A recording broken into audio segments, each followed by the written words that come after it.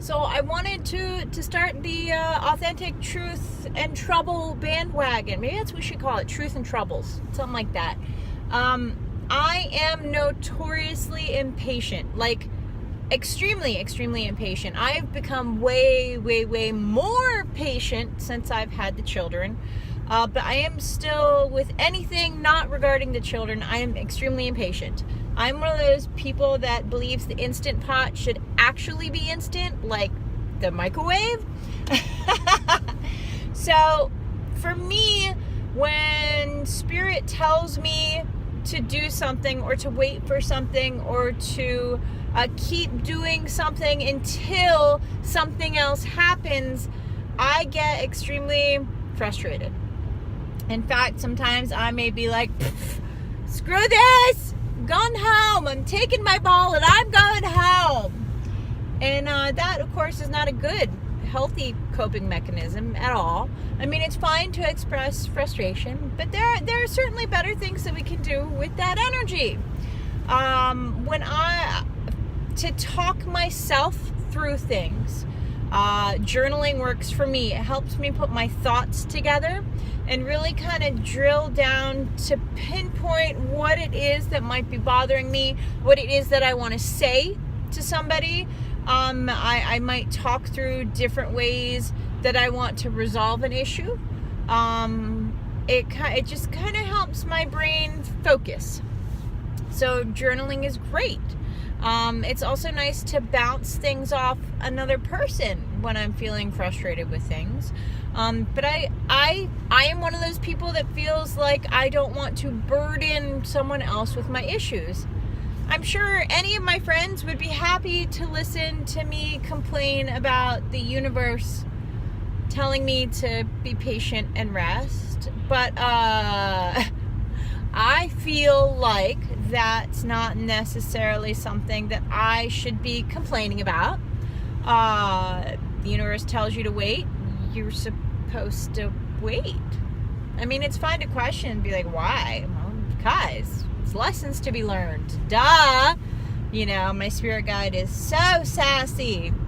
But there are a lot of different ways that I deal with it. I try to keep myself creative and grounded. I have difficulty staying grounded. My brain is always wandering off. My spirit self is always contemplating the deep mysteries of the universe. Sigils right in front of our faces. My brain is busy. My spiritual brain is very busy. And so that means the brain that has to plan what's for dinner, to switch around the wash. Okay, I already washed Dean's pee-pee sheets, but now I gotta wash my sheets. I really should throw a load of the kids' stuff in. I gotta, so that type of normal, everyday task brain, the one that's supposed to be efficient at multitasking the boring, yet very, very necessary things, sometimes gets left to the side. Simply because I'd rather be thinking about other things. I'd rather be, talking over stuff with dead people and my spirit guide, and, because that's far more interesting to me. So I have difficulty staying grounded.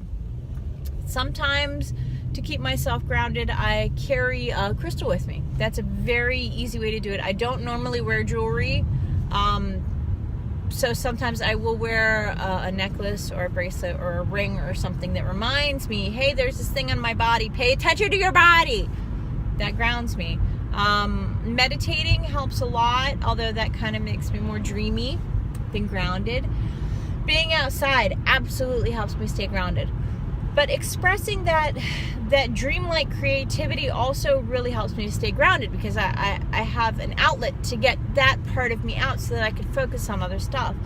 For me, sometimes that's writing, that's reading, that's painting, that's creating, that's sewing, that's some sort of artistic endeavor. That helps me release the wonderful mojo jojo so that I can focus more on the human, everyday sorts of things.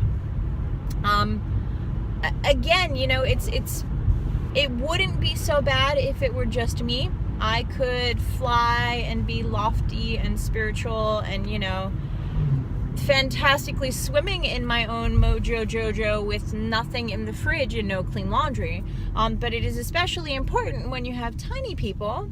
And I'm like, okay, Thursday's library day, but they have a field trip today. So I don't know if Dean's coming home with a book that I need to send back next week. Also, there's that thing for the PTA that I have to fill out, and Audrey's going to have homework. So, like, my brain is already filled with all of these tasks that I have to do. I don't want to worry about that. And I mean, who would? But again, it's necessary and I have to deal with it. So I do. So grounding is very important to me.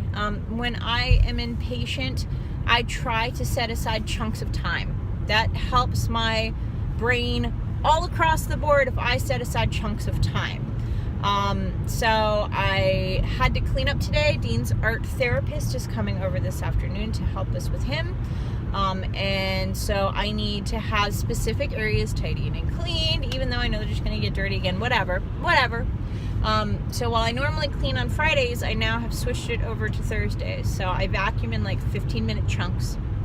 And then I'll take out the wash, I'll scrub the toilet, I'll flip around laundry, and then I'll go back in 15-minute chunks. So same thing, I'll allow myself reading time for 15-minute chunks. I'll allow myself just space out time for like 5 minutes. And that's typically when the kids are home and I'm just mentally tired from dealing with Audrey's homework and dealing with the excitement that comes along with the children coming home. I love that. I really do. But sometimes it's hard for me to balance that, and I just need to space. And it doesn't mean I need to be far away from the children. I can absolutely sit literally next to the children and just kind of space out for a little bit. That grounds me the other way. So after I unload the lunch boxes, I take off the shoes, I put away the coats, I do this, and this, human basic need skills. I allow my brain to space out for like 5 minutes. And I'll set a timer on my phone. I absolutely set a timer on my phone. I know that sounds silly, but think about it. It's very grounding, okay? So as far as the patience goes, patience is a lifelong lesson for me because I'm just not very patient at all. I am a doer.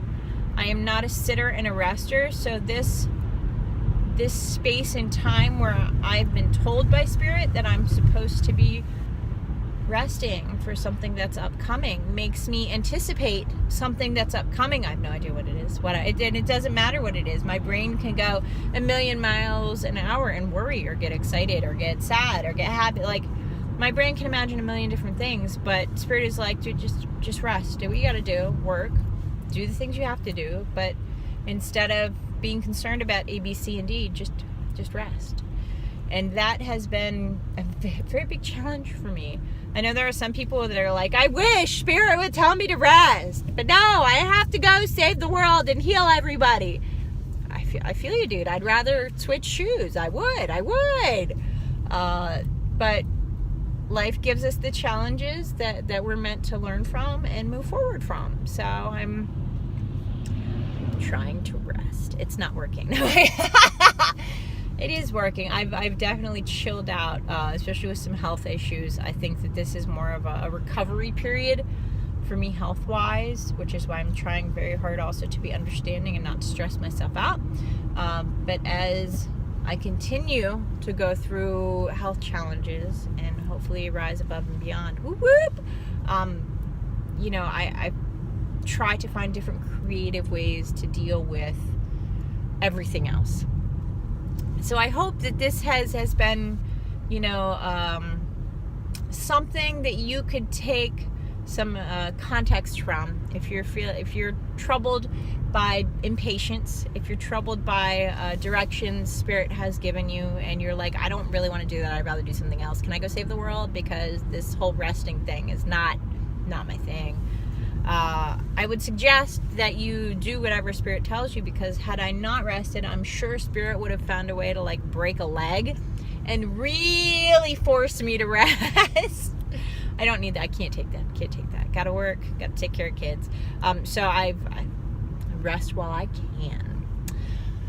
Oh, so yes, if you have any questions, we're gonna call it Truth and Troubles. So this is the first official episode of Truth and Troubles. I hope you've been able to take something away. If you could give me advice on how to deal with impatience, I would certainly appreciate that. I'd like to hear some of your stories. How do you cope with different things? How do you cope with frustration? How do you cope with certain circumstances of not being grounded or not wanting to be grounded because you're enjoying being enlightened, but then you remember you have to eat and pee, basic stuff, basic human skills. I'd love to hear what you have to say. We'll talk to you guys soon. Bye.